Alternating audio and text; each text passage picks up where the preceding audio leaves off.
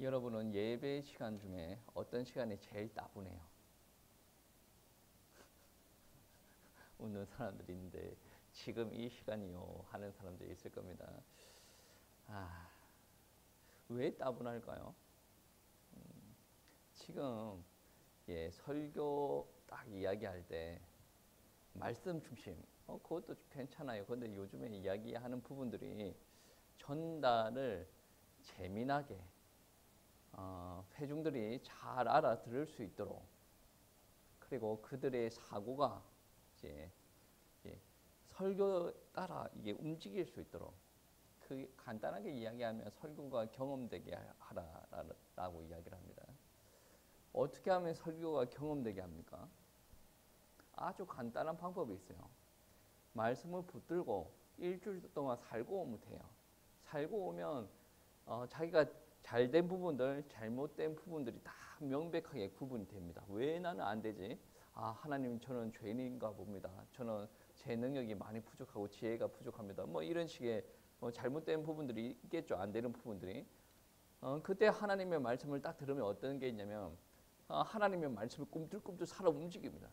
근데 요즘에 설교학을 이야기할 때 이제 내러티브 설교, 스토리텔링 이런 이야기를 해요. 그 이야기는 무슨 말이냐면 이야기식의 설교를 하라. 그러니까 이제 다윗 이야기를 하면 예를 들어서 골리앗과 다윗의 싸움 이야기를 하지 않습니까? 딱 이야기를 하고 우리는 다윗처럼 살아야 됩니다. 이렇게 믿음이 좋아야 되고 막 기도를 해야 되고 뭐 이런 식의 말고 그냥 영화 한 편 보듯이 골리앗과 다윗이 싸우는 이야기를 잘 묘사를 하고 성도님들이 이목이 집중될 수 있도록 그렇게 하라는 거죠. 근데 그것도 한두 번이지 신앙생활 오래 한 사람들은 그런 거 별로 안 좋아합니다. 이제 막 초신자들만 좋아하지. 그래서 그런 이야기들이 많이 그런 말들이 많이 이제 이야기가 되는 이유가 뭐냐면 사람들이 말씀을 경험하지 못하고 있다는 거죠. 말씀 경험하지 못해요. 오늘날 사람이라서 말씀을 더 경험하기 힘들다 그런 건 아닙니다. 예수님 시대에도 말씀을 경험하는 사람들은 정말 진하게 경험했어요. 그리고 경험하지 못하는 사람들은 막 예수님 앞에 비난을 했어요. 뭐 문화 탓이다. 지금의 문화가 많이 타락이 됐다라고 이야기를 하지만 예수님 시대도 지금보다 더 타락을 했으면 더 타락했지 덜 타락하지는 않았다. 그러니까 시대 탓하지 말고 상황 탓할 문제가 아니에요. 지금 우리 자신이 문제다는 거죠. 여러분은 한글 다 읽지 않습니까? 요즘 얼마나 매스컴이 많이 발달됐습니까? 우리가 신앙적으로 부족한 게 있다라고 한다면 얼마든지 그 매스컴에 뒤져볼 수가 있어요. 여러분 예를 들어서 가나안 땅에 들어갈 때 레위 지파를 빼고 12지파예요. 레위 지파를 합하면 13지파야. 이거를 곰곰이 한번 생각해 보세요. 그러면 이거는 옛날 같았으면 그냥 성경 말씀 읽고 기도만 하면 되는데 요즘 다 찾아볼 수가 있단 말이에요. 요즘 시대가 악하다라고 하는데 그렇게 시대가 발달되어 있는 것을 하나님이 원하는 쪽으로 활용하지 않아요. 유튜브가 많이 발달되어 있어요. 그것을 하나님께서 원하는 쪽으로 사용하면 괜찮아요. 그런데 자기가 원하는 쪽으로 사용하는. 요즘에 AI가 많이 발달했다고 했죠. AI가 많이 발달했는데 그것도 하나님께서 원하는 쪽으로 어떻게 활용을 할까? 교회가 어떻게 활용을 할까라고 하지 않고 자기가 원하는 쪽으로 활용하는. 요즘에 사무직에 있는 사람들 PPT 만들고 하면 시간 많이 걸리니까 그냥 AI한테 맡기고 논다 그러죠. 그리고 나오더라도 자기가 다 수정을 해야 됩니다. 여러분, 시대가 악한 게 아니라 너무 편리해졌어요. 너무 편리해졌는데 그 편리를 하나님께로 들고 가는 것이 아니라 나를 위해서 쓴다는 거죠. 그러니까 일상에서 하나님을 경험하지 못해요. 하나님을 경험하고 있지 않다가 주일날 와서 그 예배를 통해서 하나님을 경험하려고 하니 그게 됩니까? 경험이라는 것은 연계성이 좀 있어야 됩니다. 지난주에 경험했던 하나님과 지금 경험하는 하나님은 다릅니까? 다르지 않아요. 근데 우리는 징검다리에 건너듯이 띄엄띄엄 이렇게 건너갑니다. 지난주 설교와 이번 주 설교 사이에 하나님께서 분명히 역사하셨을 텐데 거기에 관심을 두고 있지 않다라는 거죠. 그러니까 우리가 신앙 성숙이 되지 않는 거죠. 그리고 교회 안에서 양육을 해야 됩니다. 무슨 양육을 해야 됩니까? 하나님의 말씀을 양육을 해야 됩니다. 그냥 깝깝한 거예요. 왜 그러냐면 내가 하나님을 믿는다라는 말은 삶이 바뀌어져야 된다는 거죠. 그 삶은 무엇으로 근거해서 바뀌어져야 됩니까? 하나님의 말씀으로 근거해서 바뀌어져야 됩니다. 내가 하나님의 말씀과 성령으로 충만하면 하나님의 말씀이 공급이 되면 생명의 양식이 되는 거예요. 그게 꼭꼭꼭 씹어가지고 소화가 되고 내 몸에 이제 에너지가 되는 거예요. 영의 에너지가 되는 거예요. 근데 내가 하나님의 말씀을 들어왔는데 씹지도 못하고 있어요. 삼키지도 못하고 있어요. 겨우겨우 삼킵니다. 삼킴에도 불구하고 그게 소화가 되어서 내 걸로 받아들이지 못하고 있어요. 헛구역질 하고 있죠. 하나님의 말씀이 들어왔는데 나는 헛구역질 계속 하고 있어요. 왜 그렇습니까? 내가 체질이 하나님의 백성으로서 살아낼 수 있는 체질이 안 된 거예요. 여기서 싸워야 돼요. 하나님의 말씀이 소화가 안 됩니다. 어떻게 해야 됩니까? 소화 잘 될 수 있도록 노력을 해야 되죠. 뭐 사람의 육신의 생각으로는 뭐 효소를 집어넣든 안 그러면 반강제적으로 내가 운동을 열심히 해가지고 몸이 엄청나게 운동을 하면 몸에서 뭐를 요구를 합니다. 에너지원을 요구를 해요. 그러면 반강제적으로 내가 위가 잘 움직이지 않더라도 가만히 누워 있는 것보다 운동하는 위가 더 운동하는 사람들 위가 더 이게 잘 움직이게 돼 있어요. 장도 마찬가지예요. 가만히 누워 있는 사람들은 그게 우리가 의식적으로 움직여야 되겠다라고 해서 장이 움직이는 거 아니에요. 이거는 본능적으로 움직이는 겁니다. 내가 가만히 누워 있는 사람보다 뛰어서 운동하는 사람들 장이 엄청 잘 움직여요. 말씀도 그래요. 말씀도 나는 하나님의 말씀 받아놓고 가만히 누워가지고 있습니다. 내가 편한 게 좋으니까. 근데 그렇게 가만히 누워 있으면 소화가 안 돼요. 움직여야 돼요. 움직이고 뛰어야 돼요. 말씀을 받아. 사랑을 하라 그런다면 내가 큰 사랑을 못 하더라도 작은 사랑이라도 할 수 있는 거 아니겠습니까? 사랑을 하라.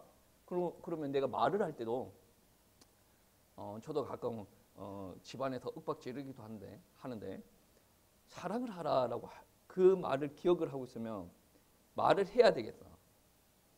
그 아이의 성향을 합니다. 내가 말을 했을 때 그 아이한테 어떤 충격이 가는지 알아요. 그러면 참는 거예요. 그리고 기도하는 거예요. 그리고 나서 애한테 설명을 하는 거죠. 화를 내는 게 아니라. 그러니까 교회 안에서도 그런 거 있습니다. 자기가 화난다고 함부로 이렇게 하는 사람이 있습니다. 그거는 사랑의 실천이 안 되는 거예요. 이거는 경남이고 서울이고 외국이고 그거는 그 차이가 아닙니다. 우리 경상도 지역 사람들한테는 다른 하나님의 말씀 주셨습니까? 아니죠. 사랑의 언어라는 표현을 하지 않습니까? 그거는 서울에 있는 사람들한테만 사랑의 언어 표현 주고 우리한테는 경상도의 언어를 줬습니까? 아니에요. 우리가 크고 자라온 지역이 이런 지역이라 그런 말이 입에 붙었어요. 노력을 해야 돼요. 사랑의 언어가 나올 수 있도록. 억양이 거칠지 않습니까? 거친 것도 노력해야 돼요. 나는 억양이 거칠 거를 조금 덜 거치게 하면 말이 안 온다. 막 그러면 말하지 마세요. 내가 예쁜 단어가 생각이 안 난다. 예쁜 단어가 생각날 때까지 말하지 마세요. 그게 작은 실천이에요. 뭐 큰 거를 뭐 갖다 주고 뭐 섬기고 그거 한다고 뭐 얼마나 실천하겠습니까? 작은 거부터 하나하나 해 나가야 돼요. 그런 거를 해 나가면 말씀 소화가 안 할 때보다 훨씬 잘해요. 저번 주 오전 강대상 말씀에 사랑이죠. 그 이상의 이유는 없다. 그 말 듣고 조금 움직였으면 이번 주 오전 강대상 말씀에 주보에도 글이 좀 틀린 것 같은데 빛의 갑옷을 입고 사랑의 빛을 갚으라. 그 말이 지난주보다 더 소화가 잘 돼. 조금이라도 실천을 하려고 했으면 그러면 이 말씀 붙잡고 계속 실천을 하지 않습니까? 그 다음에 사랑의 말씀을 듣지 않습니까? 더 소화가 잘 됩니다. 이게 살아있는 사람들의 특징이에요. 영이 살아있는 사람의 특징이에요. 그런데 말씀을 듣고 좋은 말씀이라고 그냥 자기 마음대로 살지 않습니까? 이러면 그냥 음식 먹고 들어 누워있는 사람 같아요. 그리고 들어 누워있으면 어떻게 되죠? 속이 더부룩하고 소화가 안 된단 말이에요. 그 음식이 나에게 영양가를 주는 게 아니라 나에게 오히려 고통을 준다는 거예요. 말씀이 왜 저렇게 거칩니까? 말씀이 모질이 딱딱합니까?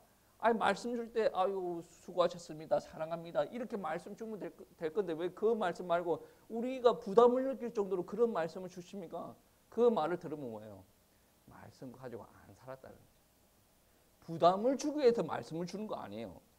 여러분한테 율법을 주는 게 부담입니까? 오늘 말씀에 신명기 10장 말씀해 보시면 율법을 주는 것, 규례를 주는 것은 무슨 말이에요? 여러분을 꽉 싸매가지고 꼼짝달싹 못하도록 하기 위해서 준 거 아니거든요. 저와 여러분에게 유익을 주기 위해서 준 거예요.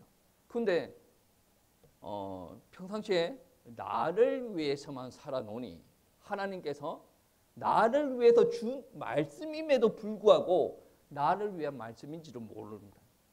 그런 사람들이 하나님의 말씀을 들을 때 딱딱함을 느낀다. 여러분 오늘 말씀해 보시면 모든 성경은 하나님의 감동으로 된 것이다 라고 표현하죠.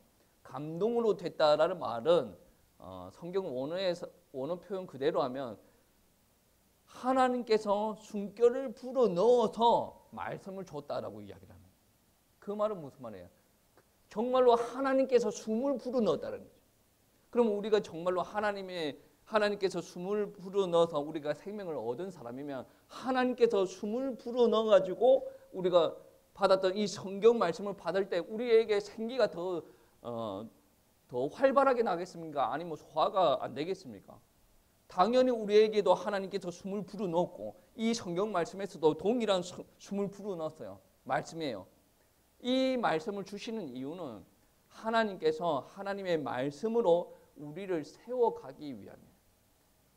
이게 하나님을 이해하지 못하는 사람들은 하나님은 자기를 위해서 우리를 그렇게 만든다. 우리를 꼼짝달싹 하지 못하게 만든다. 그런데 하나님의 사랑을 아는 사람들은 하나님께서 나를 위해서 이 말씀을 주셨다라고 이야기를 합니다.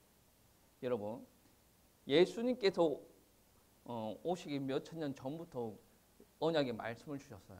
왜 사람들 못 깨닫습니까? 하나님께서 말씀을 주셨는데 자기 중심으로 말씀 받아서 그렇습니다. 여러분, 실생활에서도 이 하나님의 말씀 붙들고 가지 않습니까? 우리에게 크나큰 유익을 줍니다. 생각 한번 해보세요. 제가 저번 주에 호주에 관련된 책자를 한 개 샀습니다. 책자를 살 때 이유가 무엇이겠습니까? 호주에 대해서 조금 알아야 되겠다. 그리고 호주에 대해서 대중교통을 어떻게 타야 되고 호주가 뭐 어떻게 흘러가고 정도는 알아야 되지 않습니까? 그래서 그런 사람이 책을 대하면 내가 원하는 만큼의 정보를 얻을 수 있습니다. 나한테는 유익하죠. 오늘 서울 가서 신대원 동기 한 분을 만날 건데 그분이 지금 사업을 해요. 어떤 사업을 하냐면 유대인 교육 방법이 있지 않습니까? 성경책에 나오는 유대인들이 교육하는 방법이 있어요. 그 방법을 자기가 이스라엘에 잠깐 이렇게 살다 왔는데 그 방법을 가지고 와가지고 한국 사회에서 이제 뭡니까? 사업을 하는 거예요. 근데 그 신대원 동기가 저한테 하는 이야기가 뭐냐면 근데 형님 교회에서는 반응이 별로 없어요.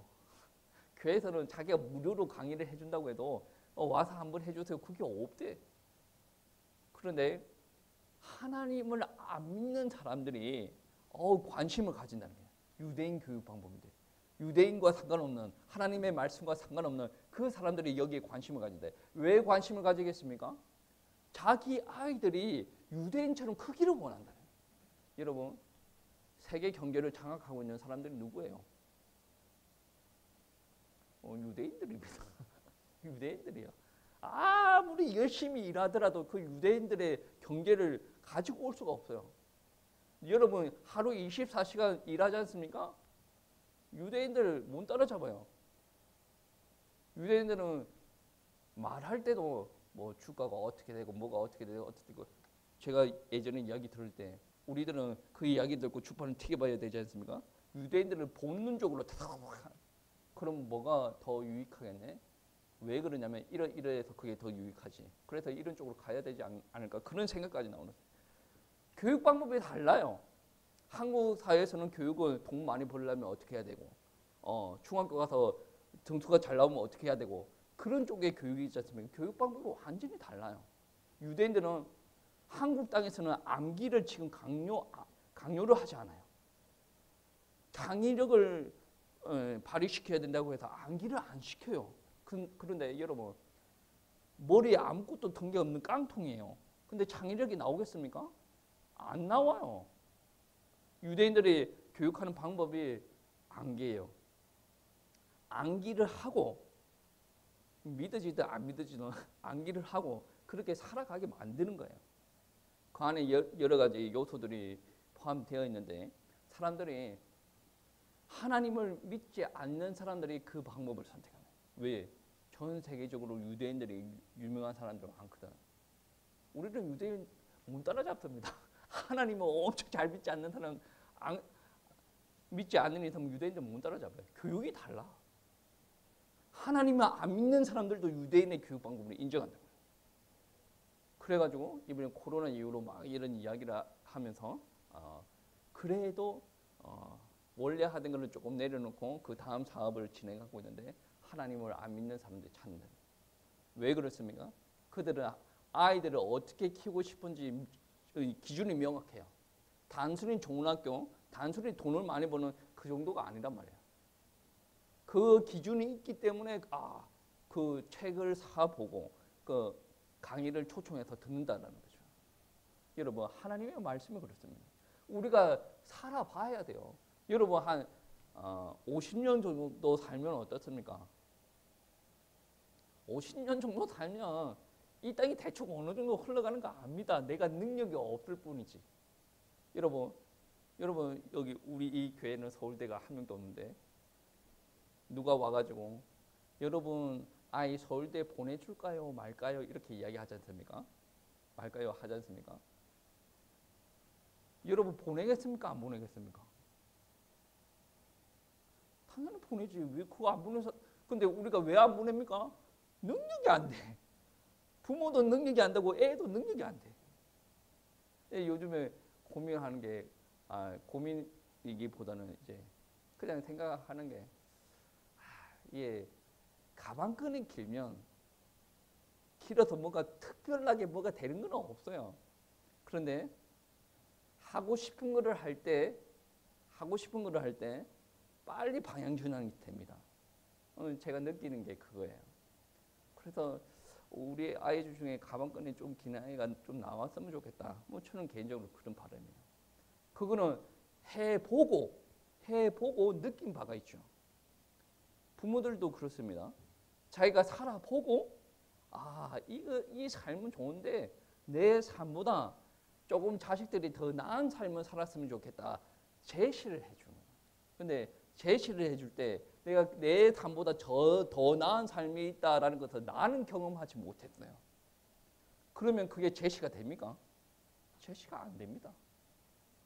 그래서 우리에게 필요한 말씀이 세상적인 이 성공의 말씀도 포함하는 거죠. 하나님의 말씀.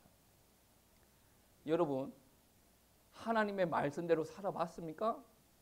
안 살아봤으면 이제 더 이상 이야기가 안 되는 부분인데 하나님의 말씀대로 살아보니 그 다음에 어떤 것이 온다라는 것이 경험이 있어요. 그러면 나의 삶이 세상적으로 볼 때 그렇게 좋은 삶이 아니에요. 그런데 우리 아이들을 교육시킬 때 물론 교육이 내가 받았던 세상적인 교육보다 더 좋은 교육을 시키겠죠. 그 안에 뭐를 포함됩니까? 그것보다 더 근본적으로 가르쳐야 될 게 하나님 빠지면 서울대 보내봤자 크게 그게 없습니다. 제가 서울대 박사님이랑 잠깐 이야기를 해보니 그분이 하는 말이 그 바닥이 잔머리가 그렇게 사람들 막 그 서울대 가지고 맨날 잔머리만 굴러잡고 서로 시기질 타고 깔아뭉개고 그게 뭐가 그렇게 덕이 되겠습니까? 세상적인 지위는 올라가겠지. 제가 오전 설교에 이야기했지 않습니까? 언젠가는 내려와요.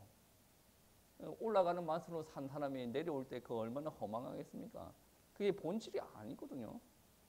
그러니까 하나님을 먼저 심어놔야 돼요. 먼저 심어놓고 그 하나님을 통해서 은혜를 맛보게 해야 돼요. 하나님의 말씀을 듣고 그 말씀 안에서 내가 성장하는 것을 한번 경험을 해봐야 된다. 그 성장하는 것을 경험을 못하면 그 아이는 세상에 나가면 이제 어려움을 당하게 되는 거죠. 언젠가는 하나님의 품으로 돌아올 수 있을 테지만 분명한 것은 하나님을 경험하는 것은 빨리 경험하는 것이 낫습니다. 왜 다른 사람들이 뭐 시행착오로 안 겪어도 될 일을 시행착오로 겪습니까? 여러분 영으로 감동됐다라는 말은 생기를 불어넣은 이 하나님의 말씀이라는 거죠. 그 말씀이 있어요. 나에게도 그 생기가 있어요. 그런데 이 말씀을 대할 때 깝깝하면 되지 않습니다. 답답해. 하나님의 말씀이 뭐 이렇게 답답하냐. 그림도 없고, 그림은 여러분이 그리시면 되죠. 그럼 여러분이 이 말씀을 받고 기도하면서 여러분이 그 그림을 그리시면 돼요. 이 말씀이 경험이 안 돼요. 여러분 기도하시면서 경험하시고 이 기도하시면서 살아가시면서 다양하게 경험을 해보시면 됩니다. 여러분 이것은 부모도 못 해줍니다. 목사도 못 해줘요. 아니 밥을 떠먹여 줄 수도 있죠. 씻는 거는 자기가 씹어야 돼요. 넘기는 것도 자기가 넘겨야 돼요. 소화도 자기가 시키고 거기에서 나오는 에너지도 자기가 공급받아야 돼요. 우리 집안에 보면 정말로 나는 화딱지가 나는 부분이 있습니다. 왜? 나는 먹는 게 싫은 적은 거의 없습니다. 뭐 밖에서 막 땀 흘리고 뛰어놀고 들어오면 배가 고프거든. 근데 우리 애들은 밥 먹기 싫대야. 밥을 차려줬더니 이거 말고 다른 거 열받죠. 반찬이 많이 없대. 3-4개면 충분하지 않냐 그랬더니 많이 없대. 그리고 나서 이제 사모님이 저한테 하는 말이 둘째도 힘들어. 둘째가 우리 집에서 입이 제일 짧거든. 둘째도 힘들어. 먹기 싫은 음식을 계속 먹여야 되니까 힘들어. 막 그런 이야기해요. 여러분이 우리 집 둘째처럼 하나님의 말씀을 그렇게 대하면 하나님도 힘들고 여러분도 힘듭니다. 적당하게 넘겨주고 적당하게 소화를 시켜주고 적당하게 성장이 있어야 돼요. 그런데 몇십 년 동안 교회를 다녔어요. 성장이 없어요. 나는 성장을 했다라고 착각을 할 수도 있어요. 왜? 교회가 익숙하니까. 여러분 익숙하거나 성장한 거는 다릅니다. 성장하고 나서 다른 하나님의 일들이 다 여러분 80세가 아직 안 됐지 않습니까? 저도 80세가 되면 어떤 일이 일어날지 모르겠는데 80세가 돼도 하나님께서 내 일을 하라라고 하면 하는 겁니다. 모세도 그렇고 여호수아도 그렇고 다 하는 겁니다. 그런데 사람이 어떻게 생각합니까? 그 가능성을 닫아버려요. 왜 하나님께서 일하려고 하시는데 그 가능성을 닫아놓습니까? 우리 한국 사람들은 더 그렇죠. 내가 나이 먹고 그거 해야 되겠냐? 여러분 웃기지 않습니까? 웃기지 않아요? 그러면 나이 먹고 하나님의 품에 안긴다라는 상상을 하지 마셔야죠.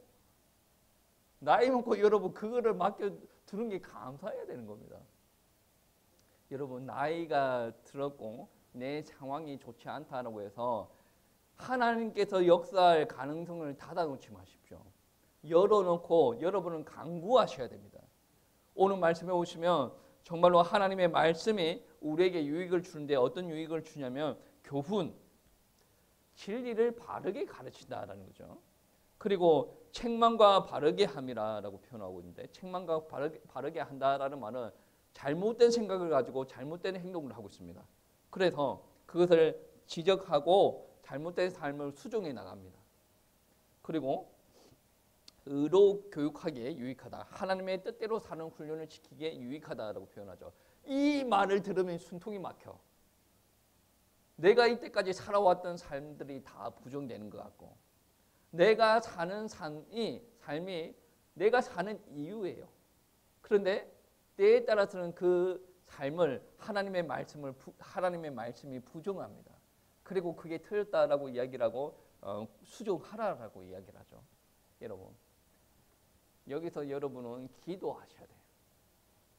여러분의 삶이 부정되는 것이 아니고 여러분 자아가 부정되는 것이 아닙니다. 그것은 우리가 죄 가운데 있을 때 우리가 익숙해져 있는 거예요. 그게 익숙하니까 편하다. 그게 맞다라고 생각하는 거죠. 기도를 하시면서 내려놔야 되는 거예요. 그리고 하나님께서 원하시는 대로 살아갈 때 정말로 하나님께서 우리에게 말씀하셨던 세상을 다스리고 정복하라라는 사명을 감당할 수 있을 만큼 하나님께서 은혜 주십니다. 그게 하나님께서 부르신 사람을 바꾸고 나서 일어나는 일이에요. 다윗을 하나님께서 불렀습니다. 사명을 주셔요. 그리고 그 다윗을 15년 동안 하나님의 사람으로 또 만들어 가십니다. 요셉도 마찬가지죠. 요셉도 10대에 불러서 30대까지 다 만들어 가십니다. 그런데 하나님을 믿는 사람들은 어려움이 있을 때 하나님께서 나를 만들어 가신다라는 생각을 못할 때가 너무 많았어요. 내가 누구를 통해서 상처를 받았습니다. 무슨 이유가 있겠죠. 상대방이 여러분한테 잘못을 했든지 자기가 잘못을 했든지 누구의 잘못도 아닌데 그 상처를 통해서 기도하면서 하나님께서 일을 이루시려고 하는 부분들이 있지 않습니까? 한나가 그랬지 않습니까? 한나가 애 못 낳는 게 자기 잘못입니까? 그런데 첩이 애 못 낳는다고 막 뭐라고 합니다. 누구 잘못이라고 굳이 이야기할 수는 없을 것 같은데 여기에 하나님의 뜻이 있었어요. 가만히 내버려 두면 신랑이랑 콩닥콩닥 잘 지내면 됩니다. 근데 문제를 줘요. 갈등이 있어요. 상처를 받았어요. 심각한 스트레스를 받았어요. 보통 사람들은 이 심각한 스트레스 있을 때 어떻게 합니까? 이걸 없애주세요라고 했어요. 없애주세요가 아니에요. 하나님 앞에 스트레스를 가지고 기도를 해야 됩니다. 어떻게 기도했죠? 한나가? 아이 주세요. 방향은 맞는데 이유가 틀렸어요. 아이 달라라는 방향은 맞았어요. 근데 이유는 무엇입니까? 내가 아이를 낳으면 지금보다 더 행복해질 수가 있다는 거죠. 근데 하나님의 이유는 그게 아니죠. 이스라엘이 지금 죄 가운데 있어요. 그러니까 이 백성들을 살 나실인이 필요했던 거예요. 기도하다가 하나님께서 이유를 주십니다. 그래서 그녀의 기도가 바뀌어집니다. 아이를 주세요. 제가 나실인으로 하나님 앞에 드리겠습니다. 이렇게 되는 거예요. 이게 바로 상황에 내가 처한 삶에 문제가 생길 때 그냥 없애주세요가 아니에요. 하나님을 붙들고 기도하는 겁니다. 내가 하나님의 말씀 따라 살아왔는데 이러한 문제가 생겼습니다. 하나님을 안 믿어도 되겠네라는 것이 아니라 하나님의 이유가 있다는 거죠. 하나님 앞에 물어봐야 돼요. 하나님 앞에 기도해야 됩니다. 그러니까 우리가 신앙생활을 할 때 하나님께서 말씀을 주실 때 하나님께서 고난을 주실 때 나와 맞지 않다. 처음부터 고난과 잘 맞는 사람이 어디 있겠습니까? 그런데 하나님의 특별한 계획이 있다라고 생각을 하셔야 돼요. 그래야 사람이 성숙이 있어요. 왜 자꾸 이런 일들이 반복이 됩니까? 하나님 앞에 물어봐야 돼요. 그 사람이 잘못하지 않았습니까? 그 사람을 고쳐주십시오. 그러면 내 감정대로 기도하는 거 아니겠습니까? 그렇죠. 이 문제가 생겼어요. 저 사람이 나를 공격해. 그러면 나는 기분 나빴어요. 그러면 나는 하나님 앞에 기도할 때 하나님 저 사람이 잘못했어요. 저 사람을 고쳐주시고 저 사람을 그렇게 변화시켜 주세요. 이게 내 감정과 내 생각 따라 기도하는 거예요. 어떻게 변화가 되어야 됩니까? 하나님의 뜻이 무엇인지, 그리고 내가 잘못한 게 없는지, 내가 어떻게 행동해야 될지, 그러면 하나님께서 깨달음 달라고 기도를 해야 되고, 하나님 나는 지금부터 어떻게 해야 됩니까? 그런 거를 자꾸 물어가면서 행동 똑바로 하면서 내가 기도하고 나가야 되지 않겠습니까? 이런 과정이 없으니 자꾸 아이의 수준에 머물러 가지고 상처를 받았네, 뭐 어쩌네, 내 주변에는 문제가 많네. 그게 기도할 제목들이지 않습니까? 새로운 응답을 받을 계기가 된다는 거죠. 그 타이밍을 다 포착을 해야 되는데 포착이 안 되는 이유가 뭡니까? 교육이 안 됐다는 거죠. 책망을 안 받았다는 거죠. 내 생각과 나의 삶이 잘못되었다라는 것을 지적질로 받고 그냥 마음문을 닫아버려요. 여러분은 하나님이 아니에요. 저와 여러분은 죄인입니다. 그래서 하나님께서 잘못됐다라고 이야기할 때 인정을 하셔야 돼요. 다윗도 인정했어요. 밧세바를 범하고 나서 하나님 잘못했습니다. 인구조사를 하고 나서 하나님 제 잘못입니다. 이렇게 고백하는 거예요. 책망의 과정이 없으면 회복의 과정도 없습니다. 그리고 의로 하나님의 말씀으로 온전하게 살 수 있도록 말씀 중심으로 여러분이 양육받아야 돼요. 교회 50년, 100년을 다녀도 말씀을 붙잡고 살지 않는 사람들, 그냥 문제 있을 때마다 하나님 이거 문제 해결해 주세요 라고만 기도하는 사람들은 성숙이 더딥니다. 그리고 성숙이 아예 없을 수도 있어요. 여러분 말씀이 좀 딱딱할 수도 있어요. 그리고 여러분 삶의 현장에서 어려움이 있을 때 많이 불편할 수도 있습니다. 그러면 여러분 어떻게 해야 됩니까? 어떻게 해야 돼요? 말씀을 묵상을 하셔야 되고 기도하셔야 돼요. 제발 기도하세요. 이거는 남이 해줄 수 없는 영역입니다. 정말로 남이 해줄 수가 없어요. 목사가 여러분을 위해서 1000시간, 10,000시간을 기도하고 뭐합니까? 자기가 기도하고 가만히 있는데 그거는 본인이 움직여야 되는 거죠. 본인이 움직였을 때 어떤 일들이 일어납니까? 인정이 되는 거예요. 하나님께서 일하셨다라는 게 인정이 돼요. 자기가 계속 놀고 있어. 이거 문제 있는데 이러면서 계속 놀아요. 옆에 있는 사람이 기도를 많이 해. 그래가지고 놀고 있는데 잘 돼버려. 그러면 어떤 나쁜 선례가 생깁니까? 열심히 할 필요가 없네. 나를 위해서 다른 사람들은 기도해주고 내 인생이 잘 풀리네. 이게 나쁜 선례가 생긴단 말이에요. 그래서 양육이 필요한 거예요. 양육이 필요한 거예요. 내가 잘못된 것을 수정해갖고 하나님의 자녀로 온전히 세워질 수 있도록 하나님의 말씀을 공부받아야 됩니다. 정말로 하나님의 말씀 따라 살아가는 사람들은 하나님의 말씀이 정말 실제적이다. 내가 예배 시간에만 펴는 하나님의 말씀이 아니라 정말 실제적이다. 그리고 하나님의 말씀이 너무 재미가 있다. 내가 문제 당했을 때 다른 사람들한테 다 물어봐도 나에게 해답을 제시해 주는 사람들이 없다. 근데 성경 말씀을 보면 다 이 말씀이 나에게 해답을 주지. 예배 때 설교를 들으니 나에게 해답을 제공을 해준다. 맞아요. 이 해답을 제공받지 못하는 사람도 어떻습니까? 끼리끼리 모여가지고 자기네들끼리 말을 만들고 앉아있어요. 여러분은 말을 만드는 사람이 아니라 정말로 하나님의 말씀 안에서 해답받는 하나님의 백성들 되시길 축복합니다. 그리고 많은 축복받고 주변 사람들에게도 하나님의 백성으로서 증인 되시길 바랍니다.